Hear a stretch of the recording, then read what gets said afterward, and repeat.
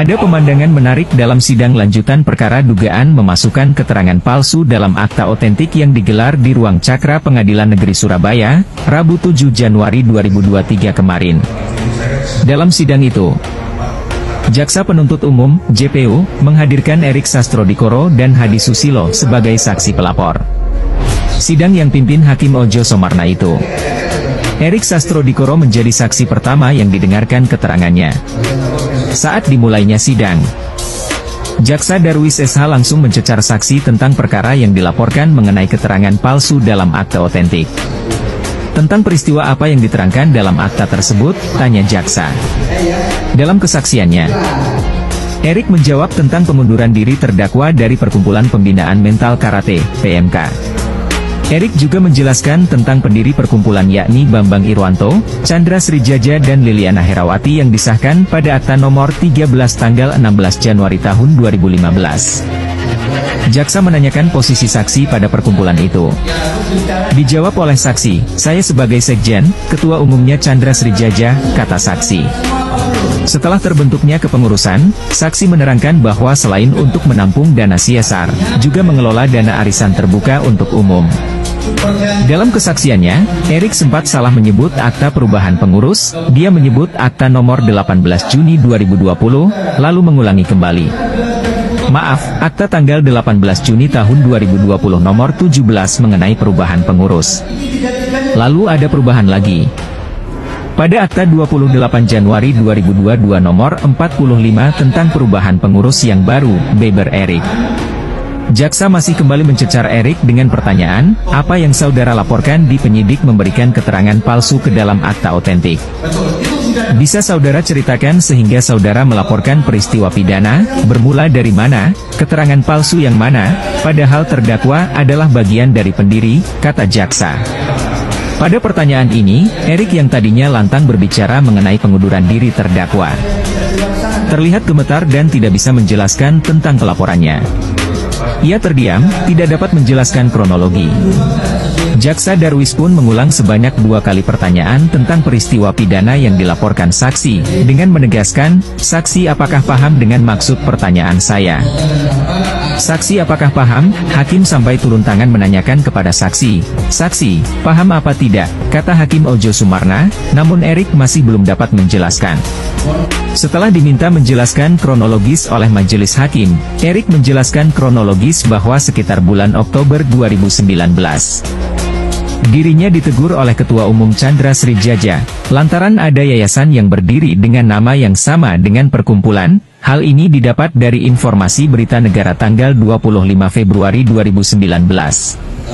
Pada waktu bersamaan, terdakwa masih sebagai perkumpulan, kemudian pada 7 November 2019, diadakan rapat antara perkumpulan dengan perguruan. Yang menginisiasi rapat adalah Ketum Chandra Srijaja, diundang ke kantor Chandra Srijaja. Saat Erik menjelaskan, diyakini oleh penasehat hukum terdakwa bahwa ada yang tidak benar. Kemudian Junior B. Gregorius menginstruksi kepada majelis hakim, mohon mengingatkan saksi. Sudah ada 2 pernyataan yang mengingkari sumpahnya, supaya tidak menyatakan atau mengungkapkan hal-hal yang tidak benar, ungkap Greg. Jaksa lalu mencecar Erik tentang apa yang dibahas dalam rapat pada 7 November 2019 yang diinisiasi oleh Chandra Srijaja. Erik lalu melanjutkan bahwa ada 3 poin yang dibahas. Pertama, Ketua Umum menyatakan mengundurkan diri dari Dewan Pimpinan Pusat, DDP.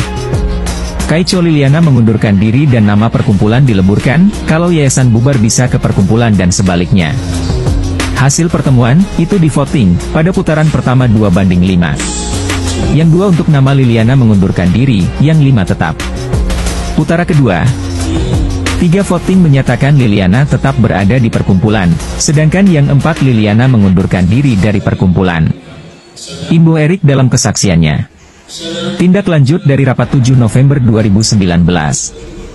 Berlanjut dengan dibuatkan akta pada 18 Juni 2020. Yang mana akta itu menerangkan terdakwa sudah keluar dari perkumpulan.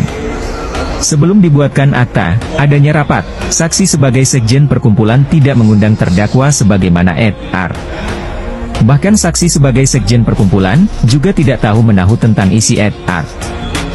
Erik juga ikut dicecar pertanyaan oleh penasehat hukum terdakwa mengenai kehadirannya pada tanggal 18 Juni 2020, lantaran di waktu bersamaan diterbitkan dua akta berbeda di Notaris Setiawati Sabarudin, yakni akta nomor 16 dan akta nomor 17. Anehnya, saksi justru menjawab berbelit-belit dengan mengatakan hadir, lalu ditanyakan pada akta 16, saksi mengatakan tidak hadir. Padahal akta itu diterbitkan pada tanggal yang sama, yakni 18 Juni 2020, hanya selisih waktu 10 menit. Erik tampak gelagapan, cenderung mempermalukan dirinya sendiri, dan terindikasi berbohong. Ini kemudian membuat hadirin sidang nyeletuk Erik terlalu berbelit.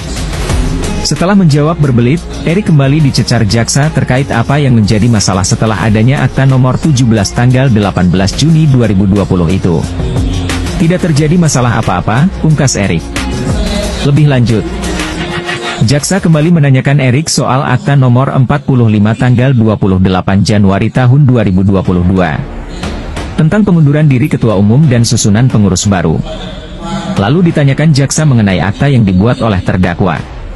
Ada akta nomor 8 tanggal 6 Juni tahun 2022 yang menyatakan bahwa tidak pernah mengundurkan diri dari perkumpulan, ucap Erik. Sebelum akta itu disahkan, Liliana pada acara perguruan sekitar akhir 2021 menanyakan kepada Erik tentang bagaimana pengelolaan dana CSR dan dana arisan, kira-kira berapa nominalnya. Saya juga tanpa ada perasaan apa-apa perkumpulan sudah mengelola dana sekitar Rp7,9M, yang berada di rekening terpisah, ujar Erik pada kesaksiannya. Jaksa kembali memberikan pertanyaan kepada Erik tentang akibat yang dialami setelah akta 6 Juni 2022 ini. Ya, dilaporkan ke Bareskrim tanggal 17 Juni 2022 dipanggil ke sana yaitu saya, Kennedy, Chandra Srijaja dan Alex Tanaya. Saat ditanyakan soal hasil penyelidikan Bareskrim, Erik menjawab sampai hari ini sebatas klarifikasi. Erik kemudian dicecar oleh penasehat hukum terdakwa soal laporannya. Apakah sebagai perkumpulan atau mewakili pribadi? Namun dijawab mewakili perkumpulan. Apakah arisan itu ada tidak pengurusnya? Saksi menjawab tidak ada. Tetapi ditunjukkan bukti, saksi merupakan salah satu pengurus arisan. Faktanya, kerugian pribadi dirinya dimasukkan dalam dakwaan yaitu pribadi dan bisnis menjadi kacau karena dipermalukan, dan kerugian sebesar Rp263,9 juta bolak-balik Surabaya Jakarta. Namun terungkap fakta, bahwa saksi hanya 2 kali diperiksa di Bareskrim. Meski melaporkan terdakwa dengan tuduhan memasukkan keterangan palsu pada akta otentik sebagaimana akta nomor 8 tanggal 6 Juni 2022, Erik rupanya tidak mengetahui pasti tentang apa yang menjadi dasar pelaporannya.